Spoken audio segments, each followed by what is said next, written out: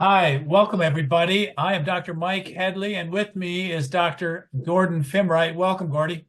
Hey, good to be here, Mike. Let's talk a little bit about goal setting. What do you think? Awesome. This is the health angle, so we're going to talk about everything health. So let's get started. It's a new year, so let's make that a new year, new you. We change our habits, we change our life, and we change our health. So let's get started. Love it. Tell me some of your secrets, Dr. Gordy, about how you look at the new year and how you set up some goals to I'm help. going to ask you that same question, Mike, but I'll be happy to share. You Yeah.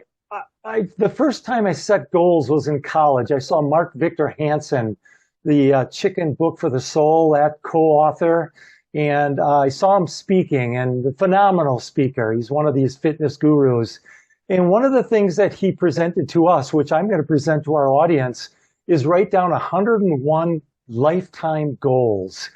And I remember writing them down, and they weren't easy. They were hard. They were difficult. But you just chucked along, and after a couple of weeks, I had 101 goals.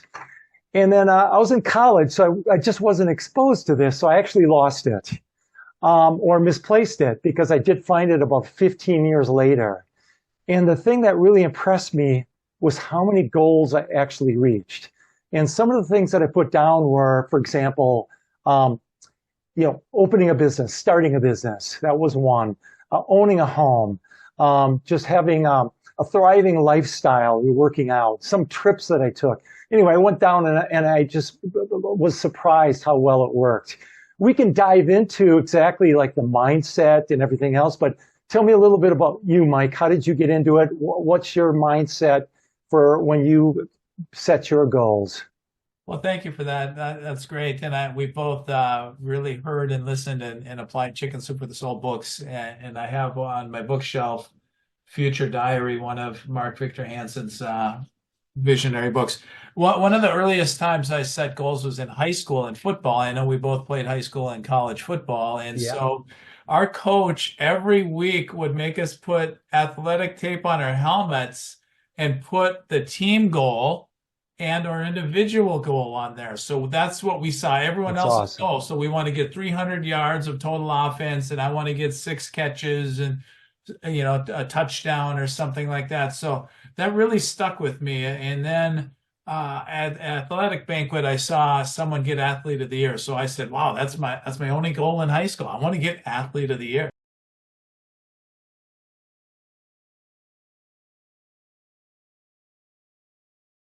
I think sometimes when you set goals, even like high school, when you're not thinking about it, subconsciously you are striving for goals without actually having them written down. And I think as an adult, we forget about our childhood dreams and aspirations. And I think it's important as adults, let's write those down. If you ink it, you think it. If you think it and ink it, it can become reality. But go ahead. Absolutely. What else?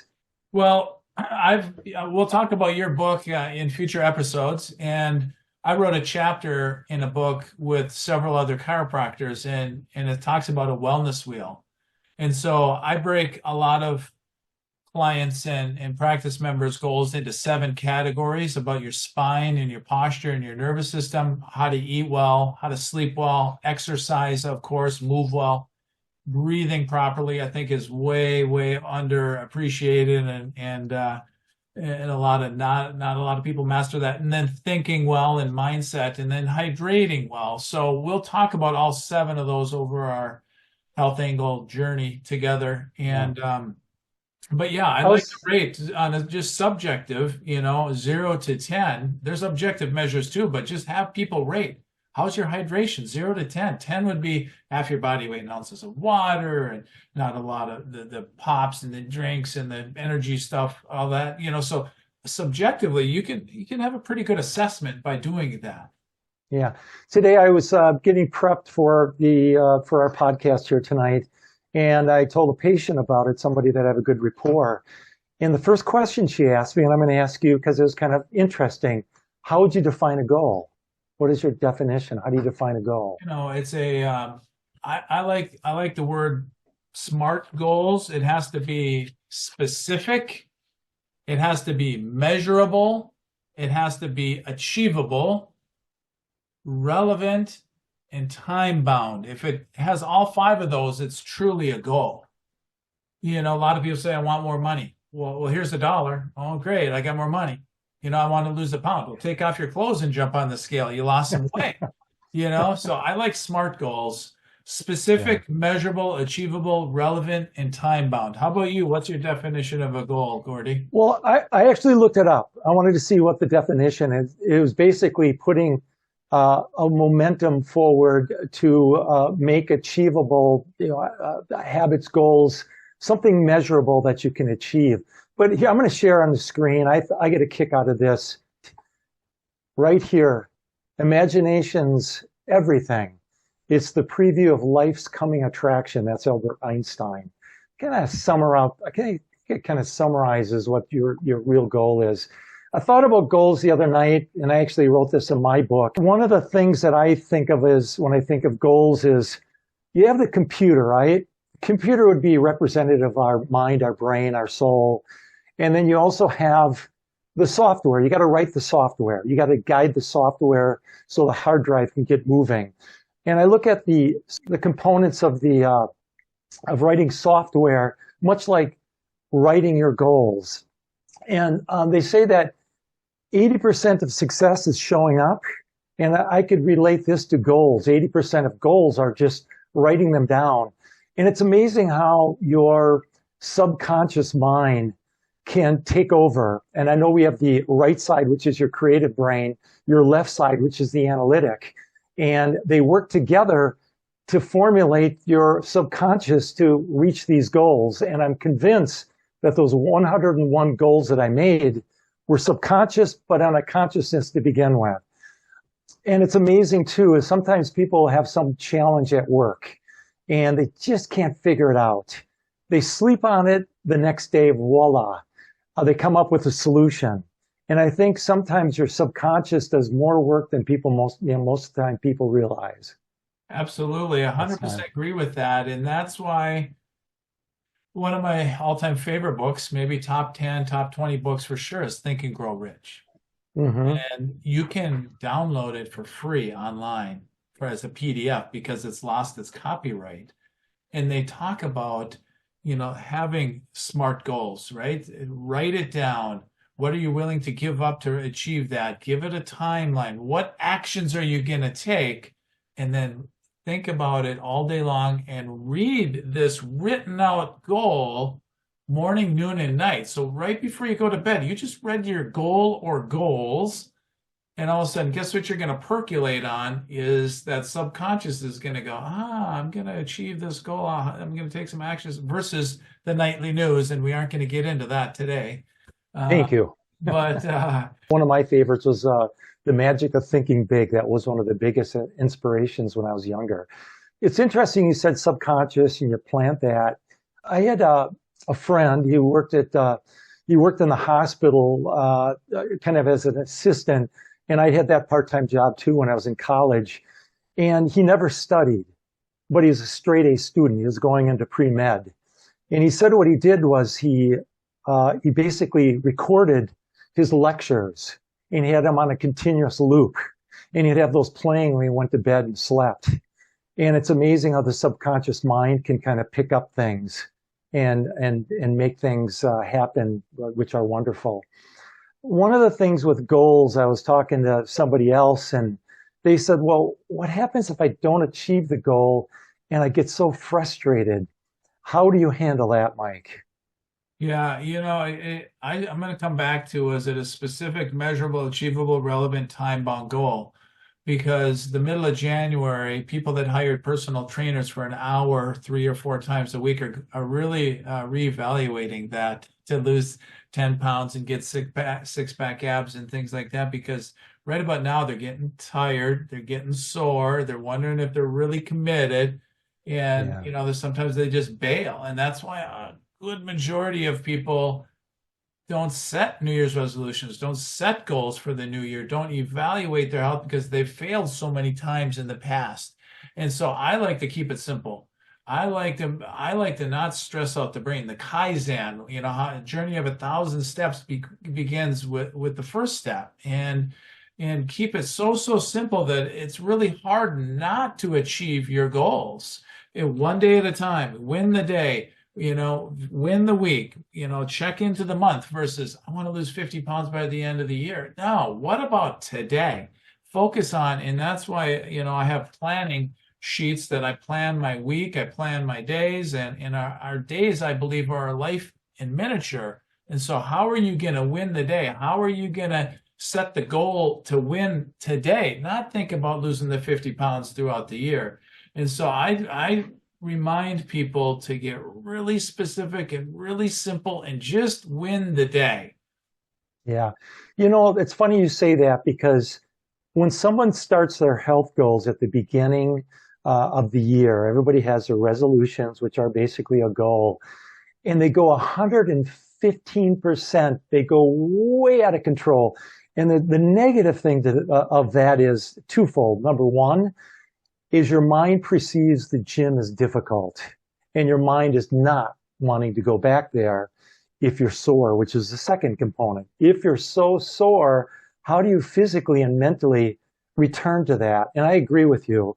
If you're going to set a goal, set it low and then reach up to a level.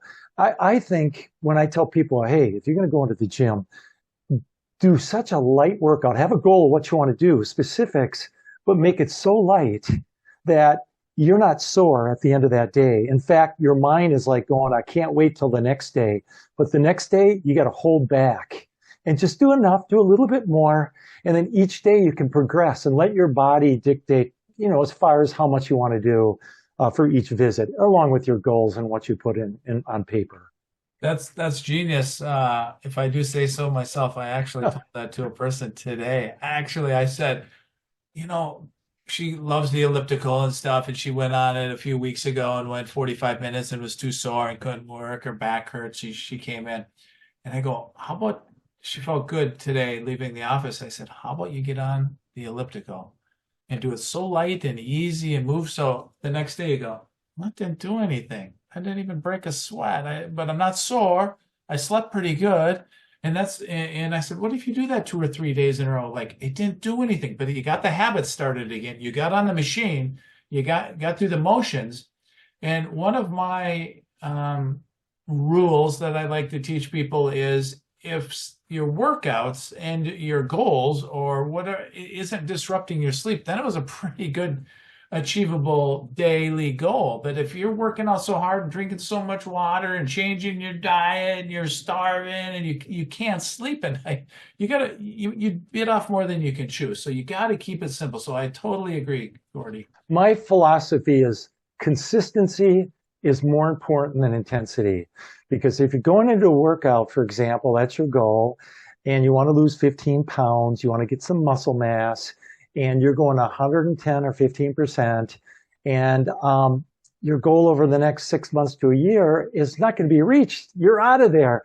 And you see that in the gyms every year. You see they're packed at the beginning like they are right now. And I'm like, well, where did all these people by next month or even March? You're going, where did all these people go? And it's burnout. It's simply burnout. If they would have been consistent, just doing enough, their body, they're going to kind of get into a routine. They're going to figure out what's good for them. Their body will be used to it, and they'll be excited to get to the gym each day, which is great. Absolutely, absolutely. I like the saying, little by little, little becomes a lot. And so be consistent. I like the word discipline. The definition of discipline is remembering what you want. You already set this goal. Discipline means remembering what you set out there. You want to achieve this, but little action steps every day. Tony Robbins, I've been to a seminar, and I believe you have. He says, you want to know the solution to a lot of things? Massive action. We have to take action. We have to take little baby steps every day, and little baby steps look like a lot over our year. I think when you say, motivation, self-discipline, if you could get the bottle and sell self-discipline, you would be a multi billionaire. That is the key to all this, because most people lack the intrinsic things that are needed to get discipline. and make consistency, a habit. So, boy, if you get that self-discipline, that would be paramount. But Yeah. here's something that I thought about. You have a goal, and sometimes life presents other things. Let's say you have a lifetime goal you want to reach. And sometimes if you don't have the flexibility, or even through a course, let's say a goal through the course of a year, and you don't have the flexibility, and you see other things as residuals come into your life as a result of those goals, those are something that a lot of people should be perceptive of. I think a lot of times we might have our goals and we're going this way, and there might be doors opening on the side, and we're ignoring them because we're so focused on that goal, which is a good thing. But sometimes these opportunities that are sitting there, that you don't have enough flexibility to just kind of open them a little bit, see if there's something else that might give you some gratification in another area of your life that you had no idea existed. Kind of a course correct and or to add to your goal list. And that kind of it brings me it reminds me of something that I printed out today, and a one-page miracle. Dr. Daniel Amen, he's written a lot of books, The Brain Warrior Way. He was in the movie, represented in the movie Concussion, about pro football concussions. And he breaks it down. He thinks you should fill this out and carry it with you every day. But he breaks down his one-page miracle into relationships, your spouse or your love life, parents, children, family and friends, your work or your school, finances, and for yourself, physical health, emotional health, spiritual health, and write down one goal in each one of those categories, and then at least 3 action steps that you can take to help achieve that goal. But then you Love it. always have your overview. It's not 100 goals like you started off with, but it's a broad category. And maybe, like you said earlier, maybe you want to course correct, or maybe you want to just add one of those goals into one of those other categories, even though you're focused and you're achieving a lot of your goals already. Does that make any kind Yeah. of sense? Love it. That's so poignant. What I'd like to do, Mike, unless you have something else in that realm, I have a couple of slides that I want to just show with specific goals that I like. Maybe I'll present it. We can talk a little bit about it, and then you can get into your section and get into depth of what you wanted to discuss. Does that sound good? Sounds awesome. All right. So I'm going to go right to the slide. And this one you've already seen. So I'm going to go to the next one. So this is just, some of these aren't necessary goals, but this is kind of a daily update. I love this. You put your to-do list, and you can do it updated daily. And it just kind of keeps you kind of in focus of what you need to do on a daily basis. Simple, but sometimes simplicity is the best protocol. The next one is list positive affirmations and say them. We talked about that a little bit. But, some people will put stick-ems all over their mirrors in the morning and read them. Some people at work will have them throughout their desk, whatever you need to do. But I think there's something to be said for positive affirmations daily. And this is a really good one. Sometimes we have so much stress in life over a decision or a situation or a conflict with a loved one, family member, or a colleague. And I always use this when I run into those circumstances. I don't do this every day, but just under the circumstance that is causing me so much stress, you just put the pros and the cons of this specific circumstance, and you just get it out of your head, you write it down, and then you sleep on it. And then if you have multiple kind of dilemmas, problems, you just write out multiple circumstances, the pros and the cons. I love this because whenever you write it down, it seems to exit your head, and you're able to just kind of let it go. Then you can look at it and think a little bit more. I think it gives you clarity as time goes on.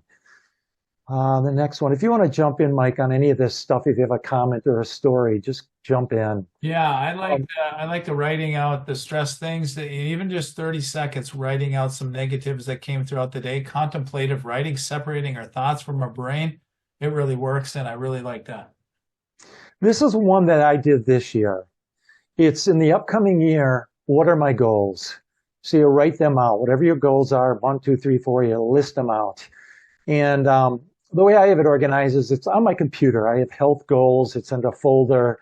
And then every year I just pull it up and I just make new goals. But this is most important. In the previous year, what was my biggest success? And what I really love about that section is you take the year goals previous and you mark down and celebrate those successes. And we were just going over this on New Year's Day, and it was just so fun. We were at a coffee shop, we have the computer open. We go, oh my gosh, we set that goal and we did it. And it's amazing. Even though we have this, we may not view this every day. But what we do is we know that it's there. And then at the end of the year, we look at it, we go, wow, this is really something. If you want to take this a step farther, which I haven't been doing lately, is what did I learn from that? What can I take these action steps and go forward and learn? What can I do to get something more out of this? How did I grow either professionally or personally? And I know there's different goals. You can do it professionally. You had listed a few professionally, personally, and you can break that down even further. The next thing is, I love this. I don't know if it's a goal, but I think it's a good habit. You know, with the I should say with news, sometimes it becomes negative. Sometimes there's things in your life that become negative. And you get into this vicious cycle where you just you can't get out of the rut. And you're in a negative view. I think we all experience that at some time. And you go, gosh, what can I do to get out of this rut? Yeah, I'm going to the gym. I'm doing this, I'm doing that, but I just can't get out of this rut. I love this because it works every time. I write down 3 things that had made me happy for that day. Just a gratitude list, just 3 things. It can be as small as a dog coming up to you and you just have this incredible interaction, or it can be as big as a wedding day. Just 3 things. At first, when you do this, you might go like, wow, what happened to me today that was positive? But what's amazing about it is that your mind starts to perceive and starts to open up to only the positive things in your life. And you forget about the negative stuff. And it gets you right back into the cycle of positivity again. So I love this exercise. Gordy, I agree too. I'm looking at my Atomic Habits journal, and I've been writing one thing I'm grateful for every day.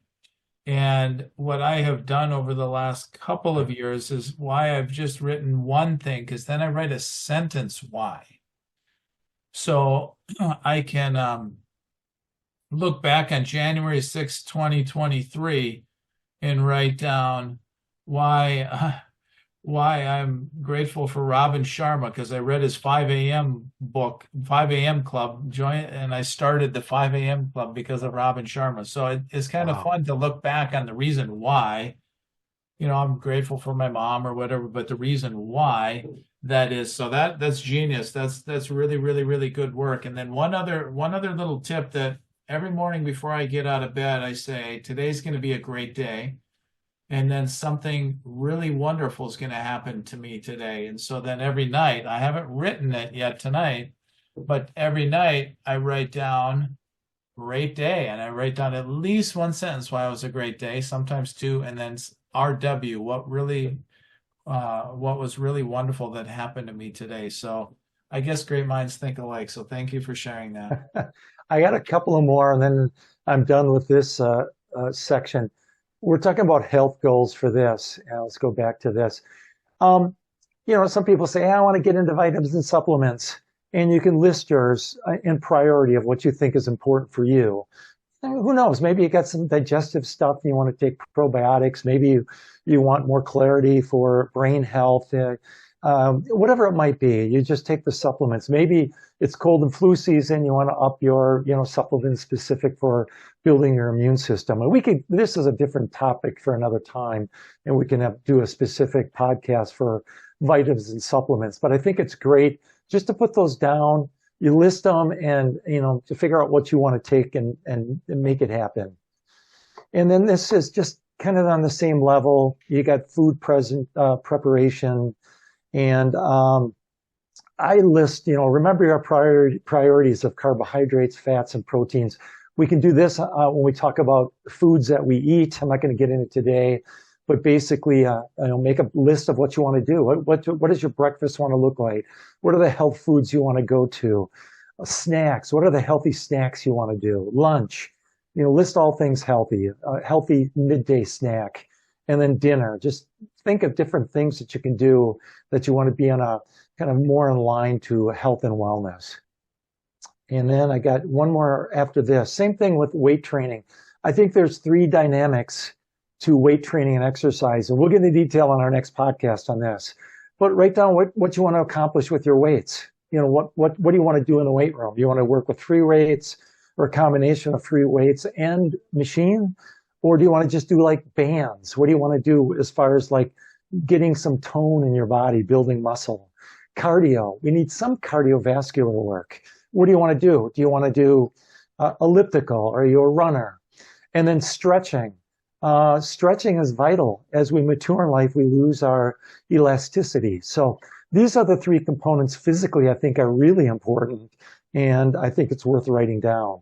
Absolutely. And then finally, and I think, this plays a role to list one or two things that you did anonymously to help someone or a cause. Something, it could be anything. But I think that's important too. They say that people who donate the most get the most back. Why is that? Why is that? If you give, you receive. So there's something to be said about anonymously giving out, giving something. Absolutely. Planting the seed and sowing seeds, and you reap what you sow. I mean, that's biblical. That's old as Think and Grow Rich. That's just a good pay it forward. They've made movies about that. They've written books about that. It's in the Bible. I mean, tithing and so, people, I read a book literally yesterday, finished a book yesterday called Please, Sorry, Thanks. Mark Batterson, one of my favorite authors, he said he quit writing financial achieving goals, and when he started writing goals about giving goals. So if I want to give $100,000 this year, how much do I have to earn and what do I have to do to give that amount of money away? And he said it totally changed his mindset. Instead of, oh, I want to make $1 million today. And, if you can't give $1 out of $10, it's hard to give $100,000 out of $1 million for 10%. So very good stuff, Gordy. Very well prepared with the PowerPoint. It reminds really me, liked it. It reminds me of something. I was taking this landmark seminar series, and one of the instructors he was a multimillionaire, and you would think that he had all the riches, everything he wanted in life. But he basically gave that up to teach in this landmark seminar series. It's kind of a building and growing type of seminar. And he said that he was more happy in life than he'd ever been by just giving back. And so it goes in line with what you were saying. Yeah, awesome. Well, we have a few minutes left here. I printed out the top 10 New Year's resolutions over the last few years. They don't shift a whole lot from year to year, so I'm going to read those. Number 1, exercise more. Number 2, lose weight. Number 3, get organized. Number 4, learn a new skill or a hobby. Number 5, live life to the fullest. Number 6, save money, spend less. Number 7, quit smoking. Number 8, spend more time with friends and family. Number 9, travel more. Number 10, read more. So that's the top 10 New Year's resolutions. And so that's great, Mike. Love it. And they said only about 46% of them achieve and are successful from the beginning of the year to the end. So a little less than half stick with it. And that's what you said earlier. Do little tiny simple steps and don't get overwhelmed. Just start. And before we close and challenge our listeners, I like to make identity-based goals, right? You and I used to play college football. Well, I'm not really a competitive athlete anymore, but how do I think of myself as an athlete? What do athletes do? Well, they work out, don't they? They eat pretty decent. They Absolutely. take supplements. They get really good sleep. I've read Tom Brady's book, TB12. Um, so if you identify as an athlete, well, how can you prove that you're still an athlete? Look at your habits, look at your goals, look at your action steps. I guess I am somewhat of an athlete because I still work out and still exercise and things like that. So it's the be, do, have method. Who do you need to become so you can achieve those things you wrote down on your paper? And so Love it.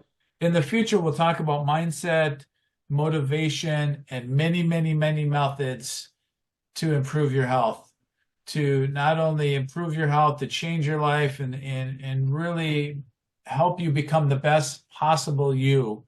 And so as I close, and then you can give your parting thoughts too, I'm going to challenge people to take one action step based on what we said or what's spurred in your mind, whether it's doing what Dr. Gordon did is write down 100 goals.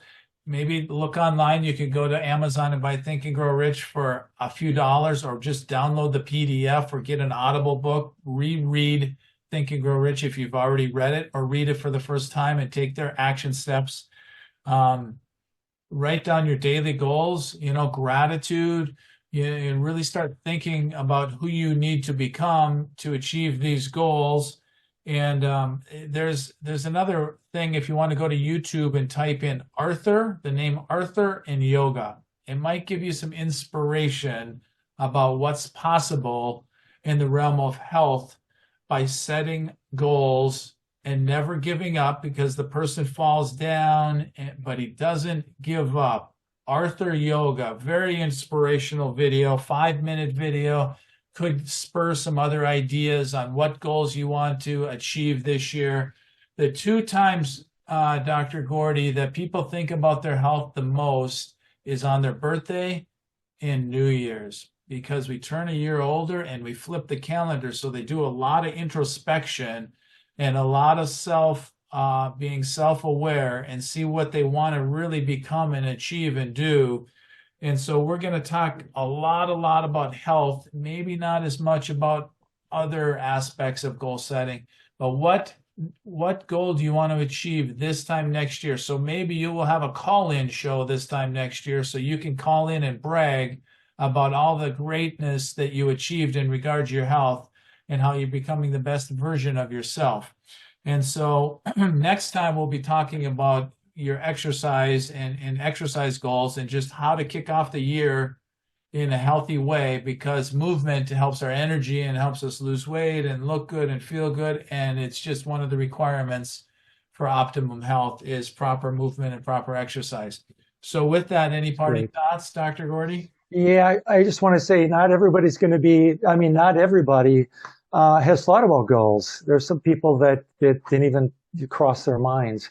So if I was going to give my recommendation, I would say just start out real easy. Just maybe put down 101 goals. If that's too many, just start out with 50 or 25. Lifetime goals, just write out some. And the second thing I would do is you can rewind this and go back to the specific examples I gave. And if you resonate with a couple, just try something, just something at first.